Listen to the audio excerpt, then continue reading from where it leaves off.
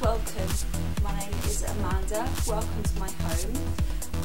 I would love to introduce you to my husband, Judge Jules. Let's have a chat. So, my love, Jules, tell me when and why did you come to Ibiza? I went to Ibiza because I was a DJ, and it was kind of all over the press. It had just started to break, and it was almost like people were saying if you weren't in Ibiza, you weren't anybody. But kind of more than that, on my first trip, I couldn't tell you, because I think like anybody's first trip, especially when you're really young, if you can remember it, you didn't have a good enough time. Right. I mean, what is the special moment within the last, I don't know, 10, 15 years, ultimate moment for you? Ultimate moment in Ibiza, I suppose, was when I started my own club night there, and I'd been playing for loads of other people. I'd been doing a kind of rotation at Manumission, Cream, some of the nights at Space and Pasha as well. And I decided to kind of go with a new club, put on my own branded night that was kind of taking a chance, because it was associating myself with a new club and it was a new brand.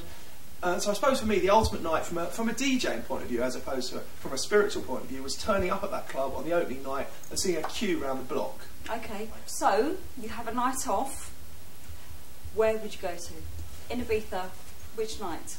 Ah, well, it's not about going one place within a night. It's about probably going to a whole succession of places. And Ibiza's got, you can have a very packed itinerary. You can start the night at probably one of the sunset bars, because Ibiza sunset is something you've got to take in.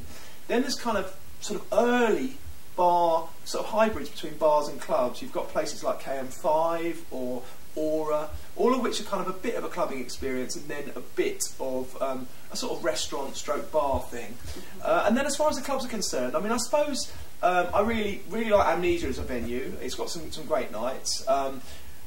Each venue's got its own little kind of peculiarity. I mean, Pasha's very cool, but it's a little bit overcrowded. Amnesia's got this amazing vista when you're kind of sat at the top from the DJ booth looking down on everybody.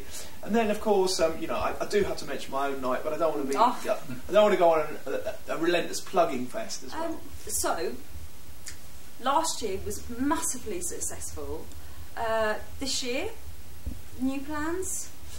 Well, I guess the good thing about Ibiza is it can't stand still. On the one side, it's got the advantage of only having a limited season of 3 or 4 months, which means that it's never going to be something that's in or out of fashion in a conventional sense, because you kind of give it to people and then you take it away during the winter months and the autumn months. But at the same time, I think it's really important that both from a putting on your own night point of view and a venue point of view, that a lot of time and thought and, most importantly, money is reinvested into the venues. Jules, thank you so very much. My pleasure. And we're out.